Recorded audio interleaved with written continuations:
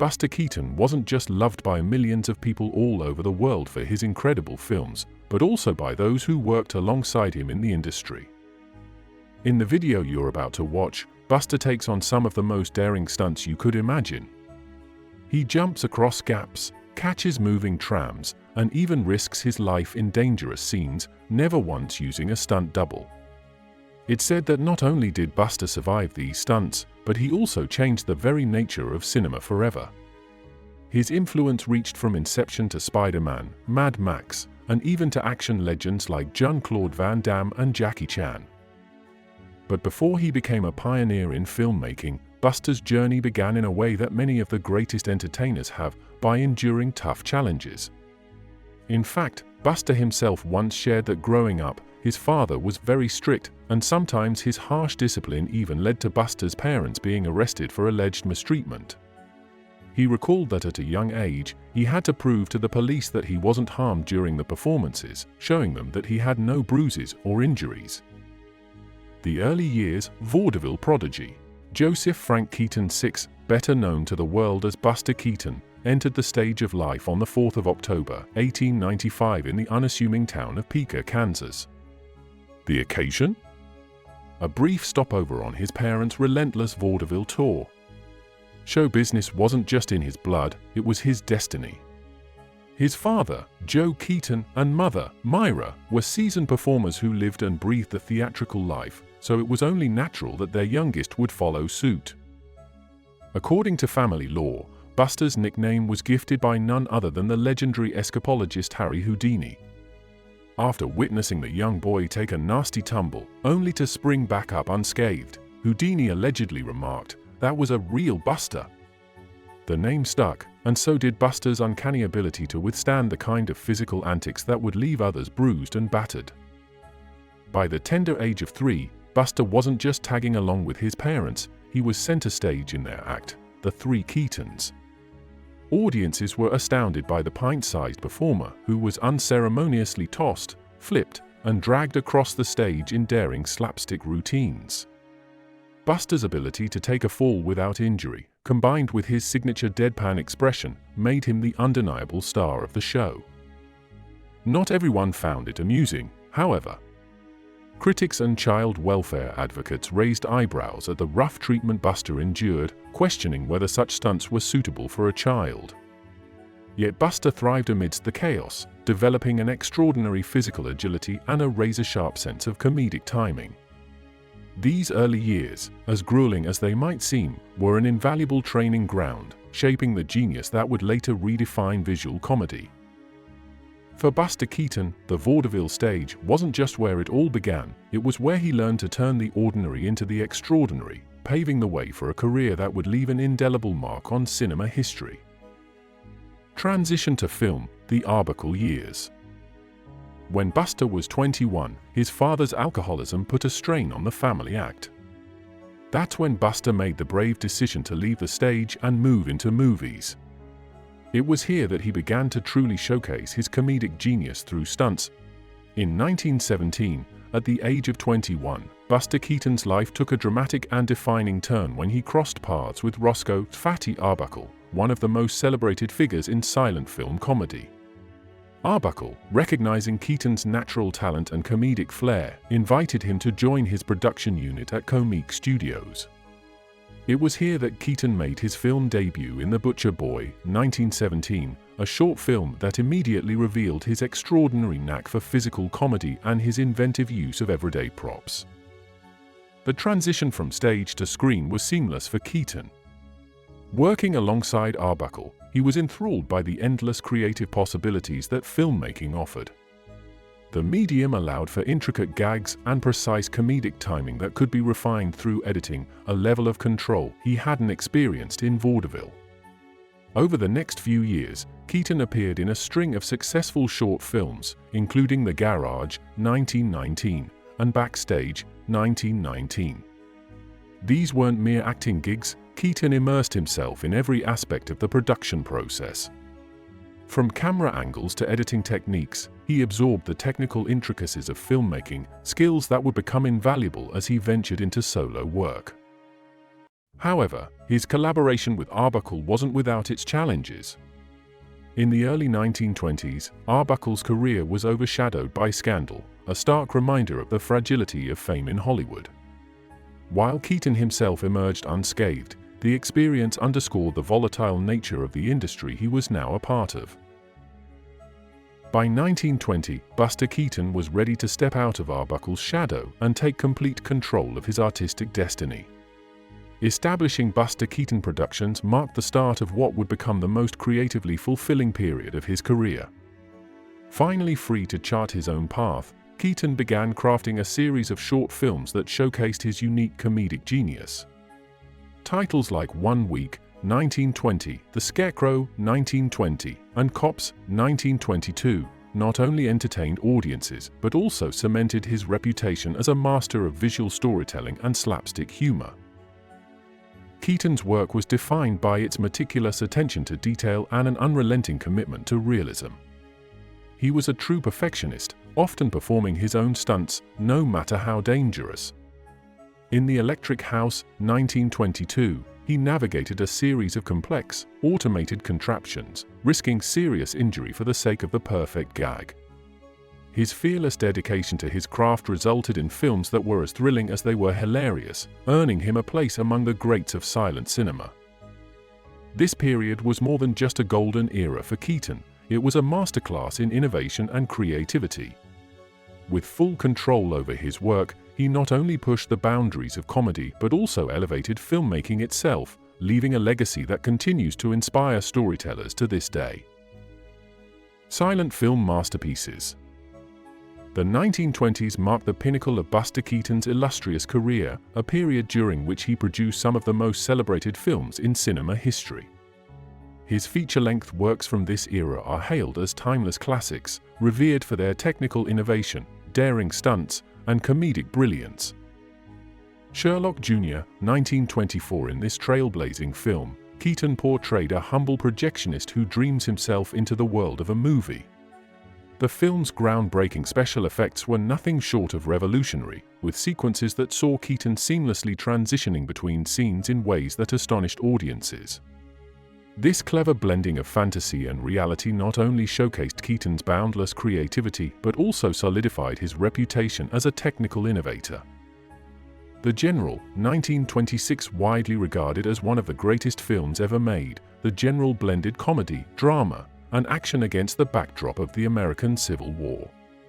Keaton's meticulous attention to detail and fearless approach to filmmaking were on full display in the film's elaborate train sequences, including a jaw-dropping moment where a real locomotive plunges into a river.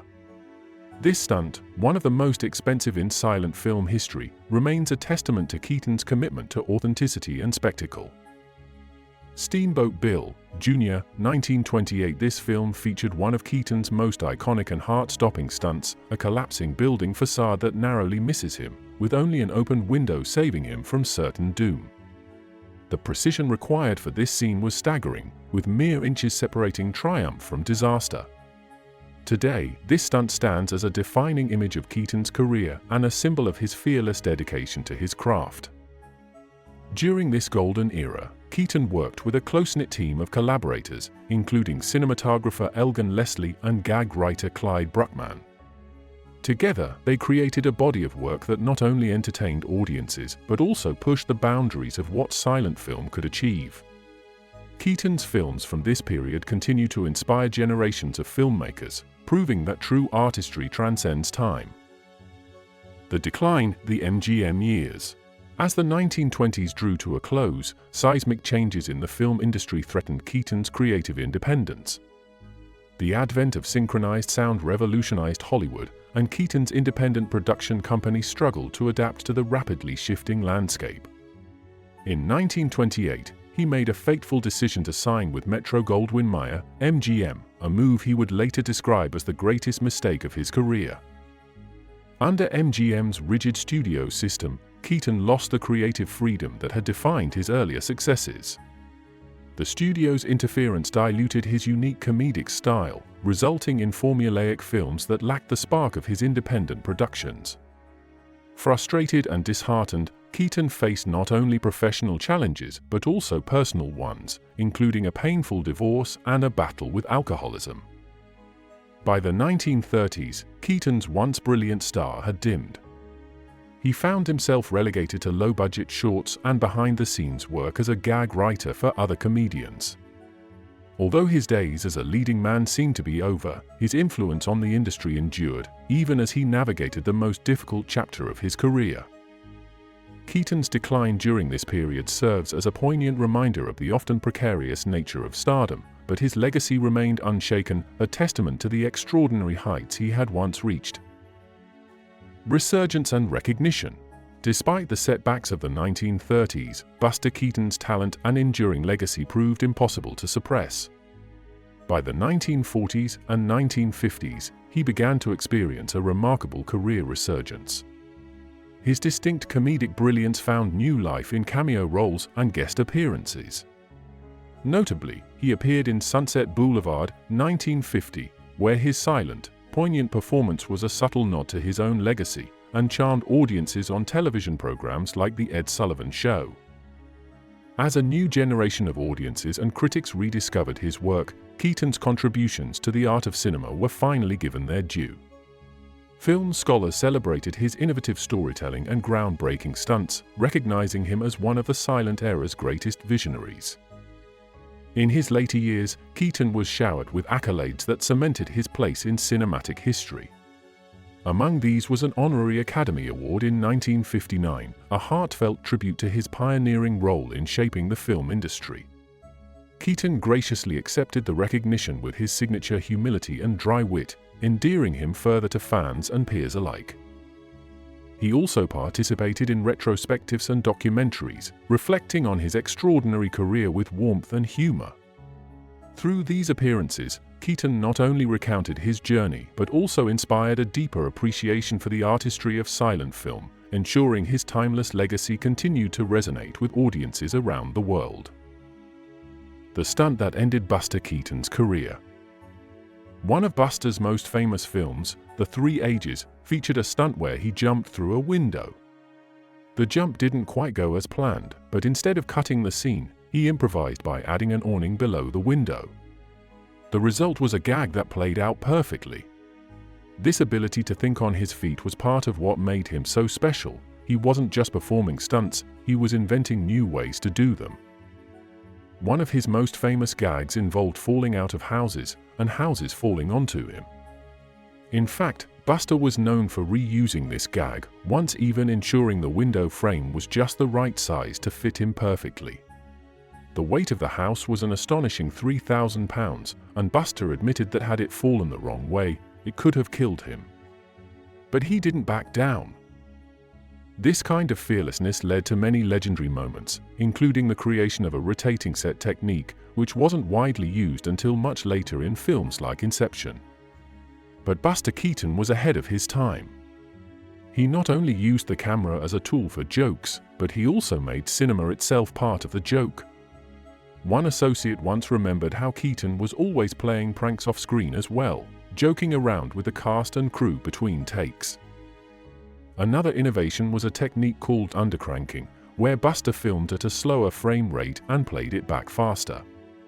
This technique made his stunts appear faster and more dynamic. It was also used to hide some of the tricks in his stunts, like the time he appeared to be flying through the air in Sherlock Jr., though if you look closely, you can see the wires lifting him up. However, Buster's stunts weren't always without consequences. In one case, a water stunt went terribly wrong. Due to improper calculation of the water pressure, Buster's neck was injured when he fell. The injury wasn't diagnosed until years later, when a doctor discovered calluses on his neck from the old fracture. Despite the occasional injury, Buster Keaton continued performing stunts well into his later years, always knowing exactly how to fall without injuring himself. He had been raised in a world of physical comedy, and his skill never faltered. He was a master of making accidents look effortless. In 1921, Keaton was credited with inventing a groundbreaking technique for rotating sets, which would later influence directors like Stanley Kubrick and Christopher Nolan. Buster also performed stunts that would become iconic in the years to come, like the scene where he rides a moving car in Sherlock Jr., a stunt that was later advanced by Jackie Chan. Another of Buster's famous stunts involved swinging from an excavator in Cops, a move that was later adapted by Jackie Chan in Police Story. Despite his many successes, Buster's most expensive film, The General, which featured an incredible train chase and a bridge collapse costing $42,000, ended up being a financial failure. This led to Buster losing creative control over his future films. By the time of his death in 1966, Buster Keaton was not just a legend of cinema, he was a man who had found joy in life again. Despite the fact that he was known for his stoic expression on screen, it was said that in his personal life, Buster had plenty to smile about in his final years. So, as we remember the man who revolutionized comedy and film, it's clear that Buster Keaton was more than just a silent film star. He was a true pioneer, a beloved figure in Hollywood, and a master of his craft, whose legacy continues to inspire filmmakers and audiences to this day. Today, Buster Keaton is celebrated as one of the greatest artists in film history, a testament to the enduring power of silent cinema and the universal appeal of laughter. His career journey, from vaudeville prodigy to Hollywood legend, is a story of resilience, creativity, and an unwavering commitment to his craft.